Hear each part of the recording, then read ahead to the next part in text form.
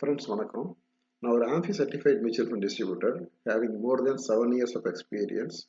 நான் வந்து ICICI, HDFC and LIC இது போன்ற மியூச்சுவல் ஃபண்டை சேல்ஸ் பண்ணிட்டு இருக்கேன். உங்களுக்கு எதனாவது சேல்ஸில் இல்லை வேற எதனா சர்வீஸ் தேவைப்பட்டால் எனக்கு கான்டாக்ட் பண்ணலாம். இந்த வீடியோவில் உங்களுக்கு மியூச்சுவல் ஃபண்டோட பர்ஃபார்மன்ஸ் எப்படி இருக்கும், அது எப்படி ஃபைன் பண்ணுறது அப்படிங்கிறத பற்றிலாம் எக்ஸ்பிளைன் பண்ணியிருக்கேன். உங்களுக்கு பிடிச்சிருந்ததுன்னா கமெண்ட்டில் சொல்லுங்கள். வேறு எதனா சந்தேகம் இருந்தாலும் கமெண்ட்டில் சொல்லுங்கள். உங்களுக்கு அதற்கு நான் எக்ஸ்பிளனேஷன் கொடுக்குறேன். வாங்க வீடியோக்குள்ள போகலாம். இன்னைக்கு ஆம்பி வெப்சைட்ல எப்படி மியூச்சுவல் ஃபண்டோட பர்ஃபார்மன்ஸ் செக் பண்றதுன்றதை பத்தி பார்க்க போறோம். பர்ஃபார்மன்ஸ் அப்படிங்கிற பேஜ் ஓப்பன் ஆகும். இந்த பேஜ்ல இந்த பர்டிகுலர் ஆப்ஷனை சூஸ் பண்ணீங்கன்னா உங்களுக்கு என்னென்ன டைப்ஸ் ஆஃப் மியூச்சுவல் ஃபண்ட்ஸ் இருக்குன்றதை பத்தி உங்களுக்கு லிஸ்ட் ஆகும். ஈக்விட்டி ஆர் டெப்ட், hybrid, solution oriented or others. இதை சூஸ் பண்ணதுக்கு அப்புறமா நெக்ஸ்ட் பாத்தீங்கன்னா இந்த பர்டிகுலர் ஃபண்ட் வந்து லார்ஜ் கேப்பா, மிட் கேப்பா, ஃப்ளெக்ஸி ஃபண்டா, இல்லை மல்டி கேப்பா, or small cap, or mid cap, value added fund, or ELSS, இந்த மாதிரி நிறைய டைப்ஸ் இருக்கு. இதில் நீங்கள் சூஸ் பண்ணிக்கணும். அடுத்ததாக பார்த்தீங்கன்னா இங்கே போனீங்கன்னா என்ன கம்பெனின்னு இருக்கும். 40க்கு மேலே கம்பெனிஸ் இருக்கு.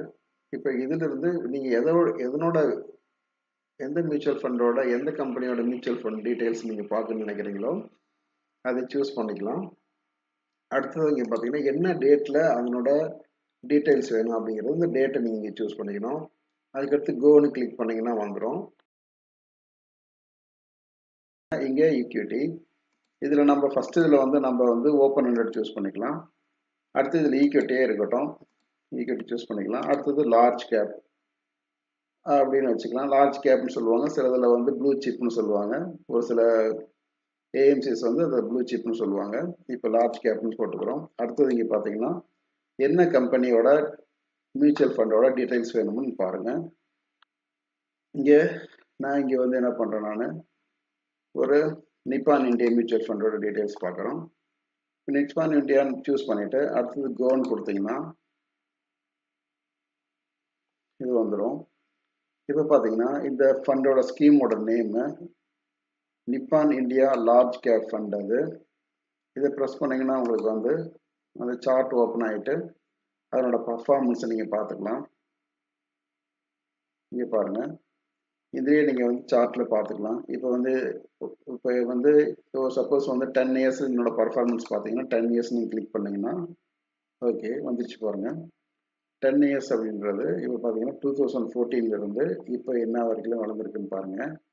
இப்போ நீங்கள் 2014 அதாவது 16 ஜூலை 2014 இதனோட என்ஏவின்னு பார்த்தீங்கன்னா 19 rupees 85 இருந்திருக்கு.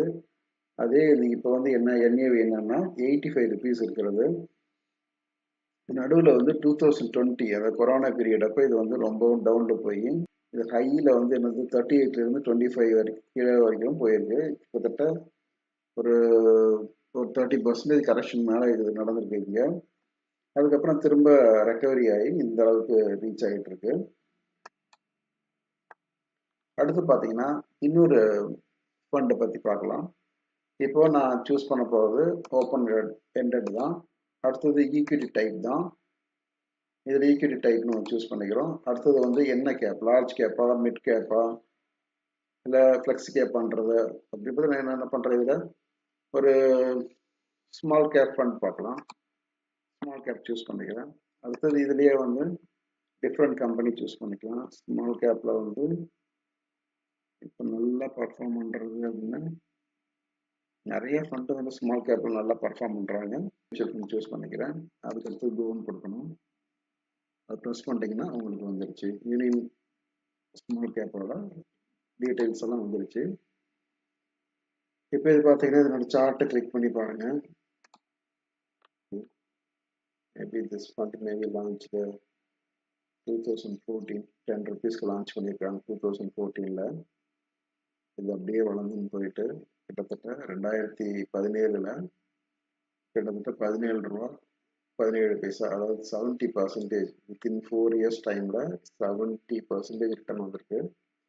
அப்புறம் அங்கிருந்து ஒரு டவுன் ட்ரெண்டு 10 ரூபா 58 காசு இருந்திருக்கு.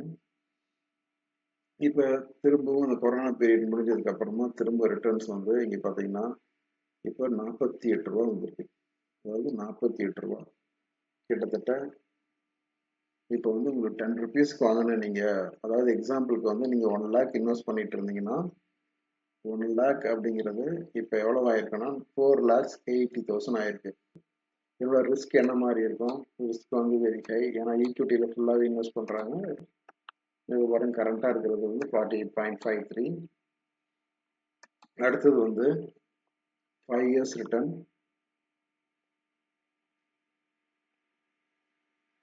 5 இயர்ஸ் ரிட்டர்ன் என்ன அப்படின்னா ரெகுலரில் வந்து 29.24% வந்திருக்கு. பெஞ்ச்மார்க் இன்க்ரீசஸ் வந்து 724, அதாவது இந்த பர்டிகுலர் பெஞ்ச்மார்க்கோட ரிட்டர்னுக்கு பார்த்தீங்கன்னா 27.94. இவங்க கரண்ட்டாக 1,573 crores வந்து இந்த அசட் அண்டர் மேனேஜ்மெண்ட்டாக இருக்குது.